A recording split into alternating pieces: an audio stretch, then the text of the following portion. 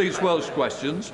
Before we come to the Prime Minister's questions, I'd like to point out that the British Sign Language interpretations of proceedings is available to watch on Parliament Live TV. We now come to questions to Prime Minister Jonathan Gullis. Number one, Mr. Speaker. Mr. Speaker, I know that members across the House will want to join me in wishing both England and Wales the best of luck for the World Cup. Mr. Speaker, this morning I had meetings with ministerial colleagues and others in addition to my duties in this House. I shall have further such meetings later today. Jonathan Gullis. Thank you, Mr. Speaker. People in places like Stoke-on-Trent North, Kidsgrove and Tork aren't getting the help they need quickly enough when it comes to mental health. Fellow campaigner James Starkey and I were delighted when the Prime Minister, who was then Chancellor, said he would back our campaign every step of the way to get mental health nurses into GP surgeries. So will the Prime Minister deliver on his promise, back our No Time to Wait pilot scheme developed by the Royal College of Nursing and help get people the support they need? Well, Mr. Speaker, can I thank my honourable friend for his continued campaigning on this important issue. I'm pleased to tell him all 1,250 primary care networks in England are entitled to recruit up to 2 mental health practitioners to work in surgeries. I know the BMA and NHS are looking at expanding that, and I look forward to working with him to ensure that his constituents in Stoke get the mental health support and care that they need. We now come to the Leader of the Opposition, Keir Starmer. Thank you, Mr. Speaker, and congratulations to England and Wales on their start to the World Cup, and good luck for the rest of the tournament.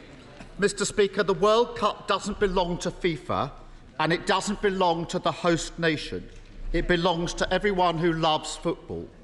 It's totally unacceptable that during this tournament, gay football fans are unable to acknowledge who they love, and players have been threatened with suspension if they show solidarity with those fans. Shame on FIFA. Britain faces the lowest growth of any OECD nation over the next 2 years. Why?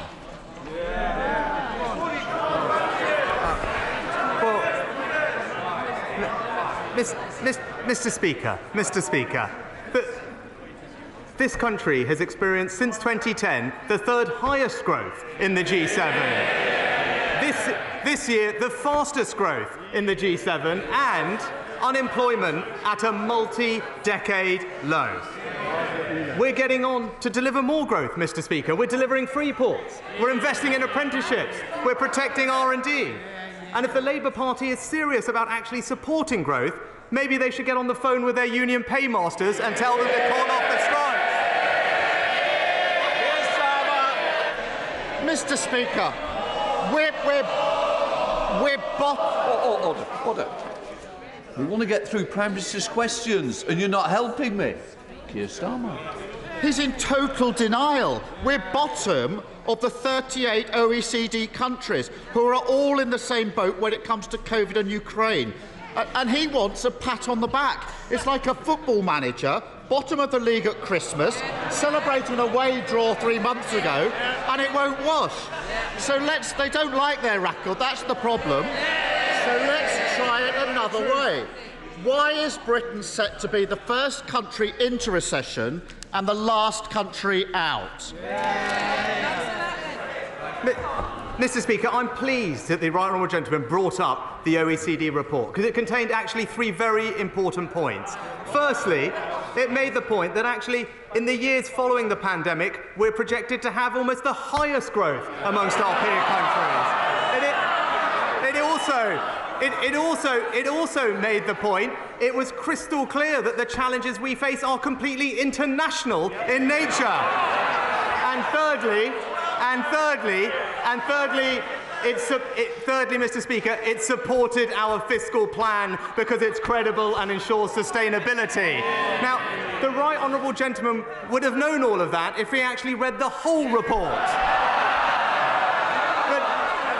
But he's not interested in substance. He's an opportunist, Mr. Speaker. In 4 weeks, Mr. Speaker, in 4 weeks, I've In 4 weeks, I've strengthened the economy. We've put more money into the NHS and schools. We've delivered a deal. We've delivered a deal to tackle illegal migration in the same 4 weeks. In the same 4 weeks, all we've... Prime Minister, when I stand, you've got to sit down. But can I just say to you, you came to me quite rightly and said to me, we want to get through Prime Minister's questions. I'm going to give short answers. Please stick to what you have. Well, Mr. Speaker, there's only one party that's crashed the economy, and they're sitting there. And I noticed this, Mr. Speaker. I noticed this. He won't say why Britain is set to be the first into a recession and the last out. So I will. 12 years of Tory failure, followed by 12 weeks of Tory chaos. For a decade, they've let our economy drift aimlessly before suddenly cutting the parachute ropes and slamming it to the ground. And because of the changes he's made, a typical household will end up with tax increases of £1,400. They don't want to hear about these tax increases of £1,400. Contrast that to a super wealthy non-dom living here but holding their income overseas. How much more... Order. Mr. Young, I don't need any more. I don't need shouting, don't need pointing. You're meant to be a good example when you sit on this front bench. Because you're the second, don't spoil what you're meant to do. Mr. Speaker, I don't think they want to hear this. Because of the changes he's made, a typical household will end up paying tax increases of £1,400. Contrast that to a super wealthy non-dom living here but holding their income overseas. How much more has he asked them to pay? Just order. As I said to the Prime Minister, I said to the Leader of the Opposition, I've got to get through this list. I need you both to help me and think of other members. Come on. Well, Mr. Speaker, Labour had 13 years to address this issue and did nothing. Nothing. It was the Conservative government that took action and tightened the rules. But the problem with his idea is that it would end up costing Britain money. Not my words, the words of the former Labour Shadow Chancellor. But rather than peddling fairy tales and gesture politics, let's actually tell him what we're doing to deliver for this country. A record increase in the national living wage, protecting millions from energy bills, protecting the pensioners' triple lock. That's what we're doing for this country. Mr. Speaker, if they'd grown the economy at the same rate as the last Labour government, we'd have tens of billions of pounds more to spend on that. And Mr. Speaker, it wasn't a trick question. The answer is he's not asked non-doms to pay a penny more. Every year, he talks about the money. Every year, that's £3.6 billion thrown away because he won't make them pay their taxes here.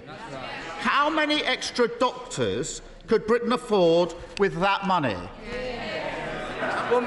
Well, Mr. Speaker, I'm pleased that he brought up doctors, because last week we delivered record increases in funding for the NHS. Not just more doctors, but more nurses, more scans, more operations. That shows our commitment to prioritise the NHS.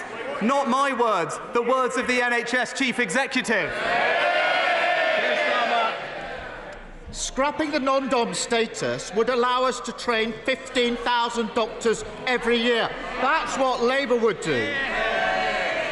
And we can carry on handing out tax breaks to the super rich, or we can live in a society where people don't have to go private to get a doctor's appointment. It's that simple. He also hands Shell 90p for every £1 they spend drilling. So they haven't paid a penny in windfall tax. Mr. Speaker, you may have seen this week that somebody shredded £10,000 in protest at those propping up an oil and gas giant. But he shreds £10,000 every other minute propping them up. Which does he think is the more absurd? Mr. Speaker, this is the government that has actually put in place an economic plan that will deliver confidence and stability to our economy. And all I've heard from the Honourable Gentleman today, there's no answers, there's no substance, because there's no plan, Mr. Speaker. He talks about the NHS. We're delivering record funding for the NHS, but we can only do that on the foundations of a strong economy. You can't deliver for the NHS unless you have a plan for the economy, and he doesn't have either, Mr. Speaker. Mr. Speaker, every time he opens his mouth, another powerful business voice says he hasn't got a plan on growth. The failure of the last 12 years and the chaos of the last 12 weeks are compounded by the decisions he's taking now. He won't follow Labour's plan to scrap non-dom status. Instead, we've got an NHS staffing crisis. He won't follow Labour's plan to make oil and gas giants pay their fair share. Instead, he hammers working people. And he won't push through planning reform. Instead, he kills off the dream of home ownership. Too weak to take on his party, too weak to take on vested interest. 12 long years of Tory government, 5 Prime Ministers, 7 Chancellors. Why do they always clobber working people?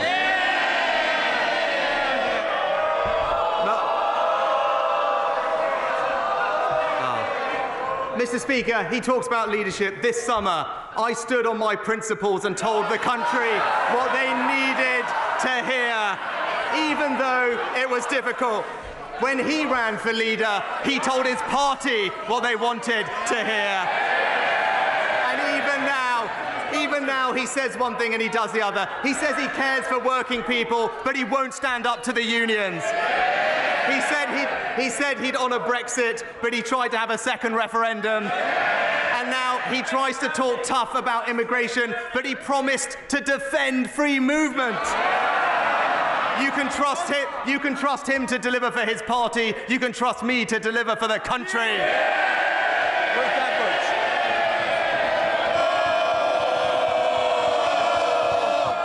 Ruth Edwards. Thank you, Mr. Speaker. As we debate how to best help our constituents with their energy costs, 10 million people in Ukraine are without power due to Russia's barbaric strikes on the country's energy infrastructure.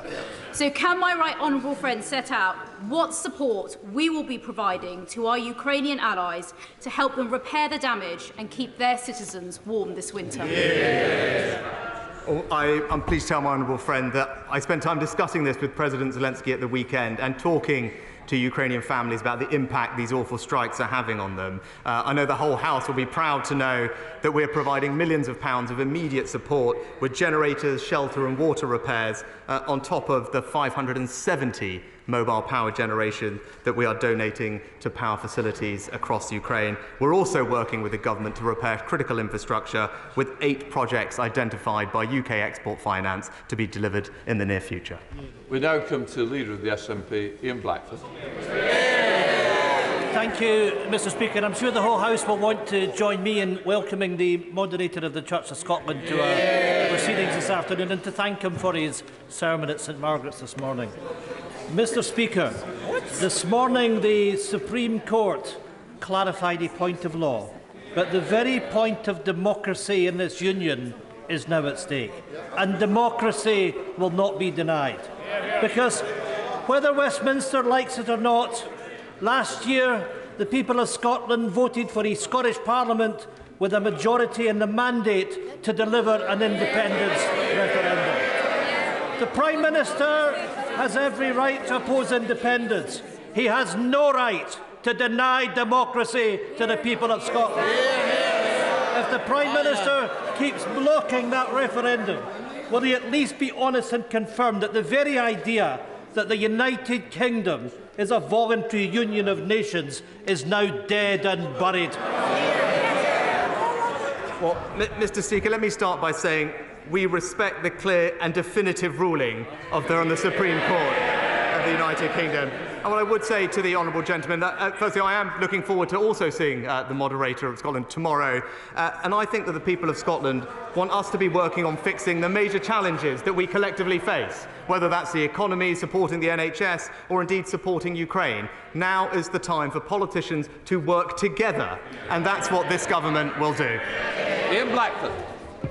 Mr. Speaker, it is right that we respect the decision of the court. But the Prime Minister can't claim to respect the rule of law and then deny democracy in the very same breath. If democracy is to matter, if elections matter, then mandates matter. Since 2014, the Scottish National Party has won 8 elections in a row. Last year, we won a landslide. The Scottish Parliament now has the biggest majority for an independence referendum in the history of devolution. The Prime Minister doesn't even have a personal mandate to sit in 10 Downing Street. What right does a man with no mandate have to deny Scottish democracy? But, Mr. Speaker, when it comes to Scottish democracy, I'm pleased that the Scottish Government has one of the most powerful devolved assemblies anywhere in the world. And I'm pleased, and I was pleased very shortly after becoming Prime Minister to be the first Prime Minister in over a decade to attend the Council, to sit down with the First Minister, to explore ways in which we can work together with the Scottish Government to deliver for the people of Scotland. Whether that's delivering our growth deals, delivering free ports, or ensuring that the £1.5 billion of extra Barnet money can go towards supporting public services, that's what we're committed to doing in Scotland. Gareth Johnson. Mr. Speaker, last month, Just Stop Oil clambered up the Dartford crossing, causing chaos for days. They then attacked artworks, the M25, and anything else to cause misery and mayhem. These people are not protesters, they are criminals. Will the Prime Minister therefore consider making Just Stop Oil a prescribed organisation so that they can be treated as the criminal organisation they actually are? Mr. Speaker, the kind of demonstrations we've seen recently disrupt people's daily lives, they cause mass misery for the public, and they put people in danger. The police have our full support in their efforts to minimise this disruption and tackle reckless and illegal activity. The Public Order Bill will give them the powers they need, and I look forward to seeing the support that that bill receives from every part of this House. David.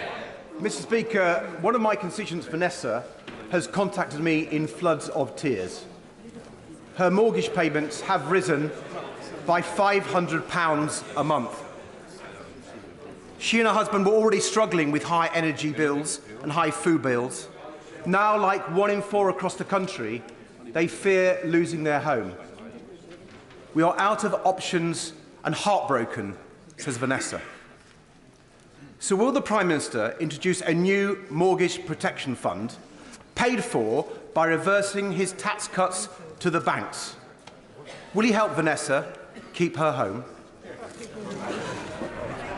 Mr. Speaker, I'm deeply sorry to hear about Vanessa's circumstances, and I want her to know that the plan that the Chancellor announced last week will help families like hers up and down the country, because it's the right plan to tackle inflation, to limit the increase in mortgage rates and ensure confidence in our economy. There is specific help that the Chancellor announced, offering low-interest loans to those owners on benefits to cover interest on mortgages of up to $250,000. The Chancellor is also meeting with mortgage lenders in the coming weeks, and we will continue to do all we can to support those homeowners who are struggling with their payments.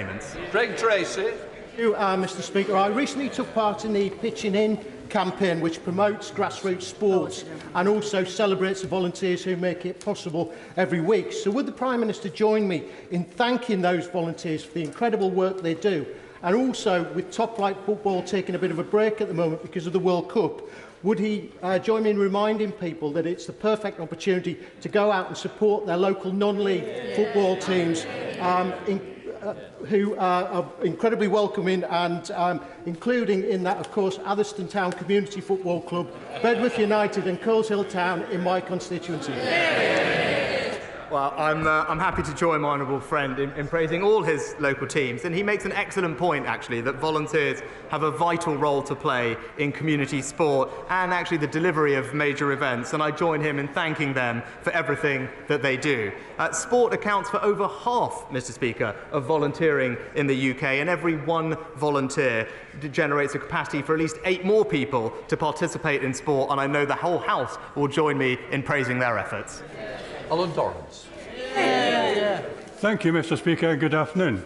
Mr. Speaker, since 2014, the SNP have won 8 elections, and we now have more councillors, members of the Scottish Parliament, and more MPs in this place than any other Scottish political party. Every one of those elected members were elected on a manifesto and clear mandate for Scottish independence. Mr. Speaker, what democratic right does this government have to deny Scottish democracy, refuse an independence referendum, and to keep us shackled and imprisoned in this involuntary and unequal union against the will of the Scottish people?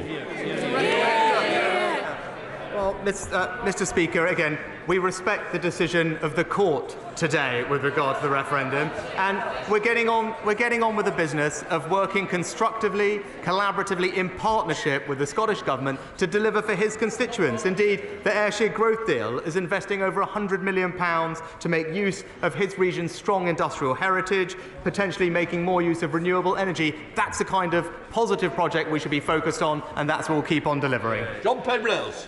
Mr. Speaker, the Prime Minister has rightly promised to recruit a successor to Lord Geit as his ethics adviser promptly. But would he accept that threats to integrity are often broader than the job description of the Prime Minister's adviser on the Ministerial Code? And will he therefore commit to introduce the additional measures in the new 5-point integrity plan on topics like lobbying and conflicts of interest, developed with organisations like Transparency International and Spotlight on Corruption, to show he will walk the talk and put party integrity and government integrity at the heart of our democracy?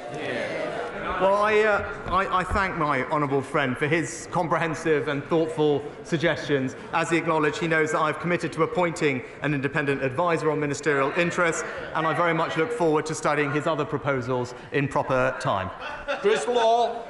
Mr. Speaker, just 3 months ago, this appointed interim Prime Minister said in Scotland, and I quote, "We live in a union, which is of course there by consent and by democracy."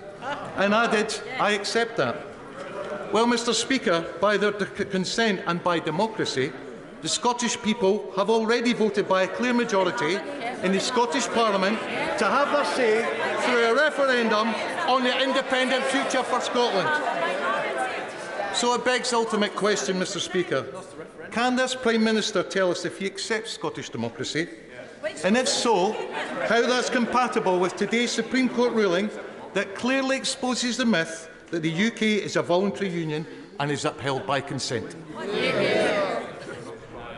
Mr. Speaker, at a time like this, the Scottish people want to see their governments working together on the things that matter to them, and I believe that that is possible. And actually, he should know this, Mr. Speaker. In his own constituency, we've been able to support culture and tourism, working together to bring the V&A to Dundee. That's an example of a positive project. It demonstrates the benefits of the union, and that's what we'll keep on delivering. Sir Paul Beresford.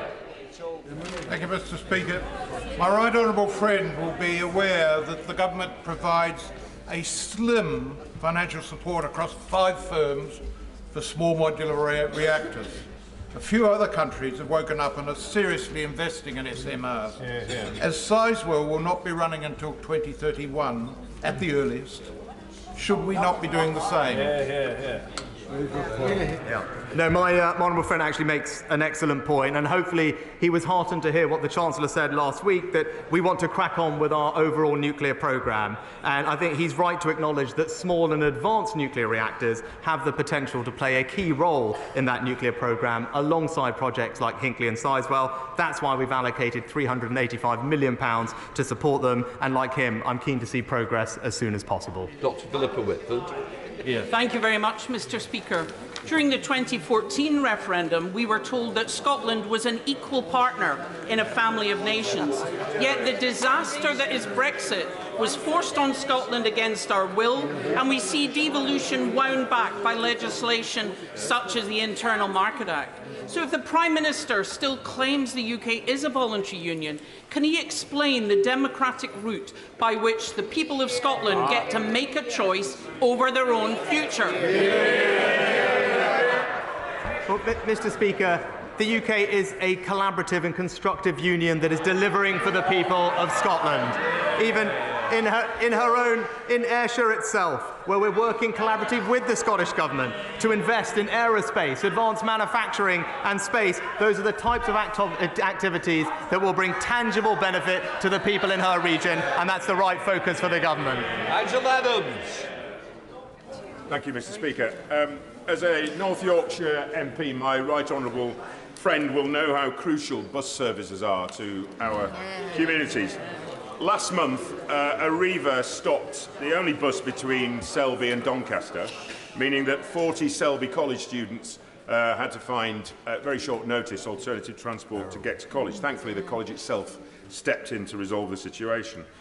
Additionally, across North Yorkshire, around 80 other bus services are now under threat. Can he advise what action he will take to ensure that essential services are not withdrawn at short notice and ensure that these are continued to be operated across Selby District and wider North Yorkshire? My right honourable friend is absolutely right, and he knows that I share exactly the same challenges that he faces in our rural areas of making sure that our constituents have access to the bus services they need. I'm pleased that the Chancellor's allocated funding for extra bus services across the country, and I look forward to working with him to ensure that that money finds its way to rural areas like North Yorkshire to provide the connectivity that's so important for people to have opportunity and get access to public services. Olivia Blake. May I refer the House to my register of interests? Mr. Speaker, tomorrow marks 1 year since 32 people lost their lives in the Channel. New evidence suggests that the boat reached British waters and that the French and British authorities knew that it was in distress for a very long time. Families are still waiting for answers from the Marine Accident Investigation. Why has this investigation taken so long? Will he commit to a full public inquiry afterwards? And does he concede that this would not have happened if there were safe and legal routes into the UK? Well, Mr. Speaker, every life that is lost in the Channel is a tragedy, but that is why it is so vital that we break the cycle of criminal gangs that are exploiting people and trafficking them, and that's what the Home Secretary is focused on. We have accepted over 380,000 people over the past few years because this is a place where people can seek refuge and sanctuary, but we must be able to do that in a sustainable way, and that's why it's right that we tackle illegal migration. Dr. Caroline Johnson. Mr. Speaker, rising energy bills are a challenge for all of us, and constituents in Sleaford and North Hykeham are very grateful for much of the support that has been given by government. But with temperatures this week falling below freezing in Lincolnshire, those living in park homes are particularly concerned when they will receive their support. So I ask my honourable friend the Prime Minister, can he tell me when and how people living in park homes will receive the £400 which they're entitled to? And my honourable friend has consistently and rightly championed her rural constituents, making sure that they get access to the energy support that we're providing. It's something that the Chancellor prioritised in last week's autumn statement. I will ensure that we get the money out as quickly as possible. She should also be reassured that the cold weather payment system provides extra financial support to those vulnerable constituents when temperatures drop below a certain point. Callaghan. Mr. Speaker, did Scotland vote for Brexit? No. Did Scotland vote for austerity? No. Did Scotland vote for the Tories? No. What we did vote for, don't shout me down, don't shout me down, I've listened to all of you. What we did vote for only last year was the right to choose our own future. With that in mind, and given a previous non-answer from the Prime Minister, can the Prime Minister tell this House, tell us all in fact, how a nation can leave this so-called voluntary union? Mr. Speaker, the challenges that we face right now are those that require cooperation between our governments. tackling the economy, supporting the NHS, and I'm pleased that last week's autumn statement means that the Scottish Government will receive £1.5 billion in extra funding to deliver for public services in Scotland, and that's what we will continue doing. Theresa May. Thank you, Mr. Speaker. Scotland is a proud nation with a unique heritage. It is a valued member of our family of nations, a union of people bound through the generations by shared interests. Does my right honourable friend agree with me that this morning's Supreme Court decision gives the Scottish nationalists, the SNP, the opportunity for once to put the people of Scotland first?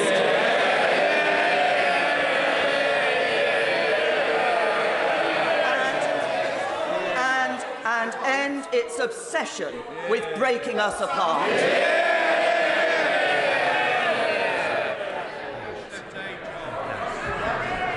I think that my right honourable friend put it very well, Mr. Speaker. Angus Brendan McNeill. Thank you, Mr. Speaker. The Prime Minister won't answer, but it's obvious that the route to Scottish independence is now elections, and we know, Prime Minister, there's going to be many of them. Now, Mr. Speaker, inequality cost, and in France, the middle earners earn 20% more than in the UK, and low earners earn 25% more. This inequality is why the cost of energy and the cost of living hits people worse in the UK, and it's why I'm for independence, incidentally, to choose a better path.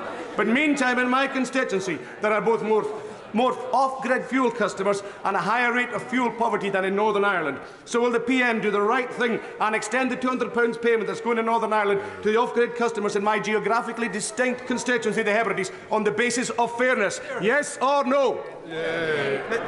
Mr. Speaker, last week's autumn statement announced £55 billion to support families and businesses across the United Kingdom with their energy bills. And the Chancellor paid particular attention to those that are off-grid in rural areas by doubling the support to £200 for them, and that will help many people in his constituency and across the United Kingdom. Sarah Bretliff.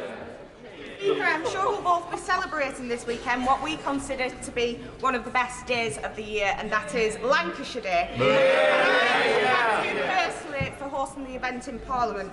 So will the Prime Minister, though he represents a Yorkshire constituency, join me in welcoming our Lancastrian local leaders and businesses to Parliament today, and join us in supporting our proud history and bright future by levelling up what we consider to be the best county? May I offer my best wishes to my honourable friend, and indeed to you, Mr. Speaker, for Lancashire Day. And I can put local rivalry aside on this occasion to join her in thanking Lancastrians for their contribution to our country and to wish her the very best for today's event. Kirsten Oswald. Mr. Speaker, what we've heard from the Prime Minister today is, in essence, that no matter how Scotland votes, Westminster will decide. Yep. But democracy demands differently to that.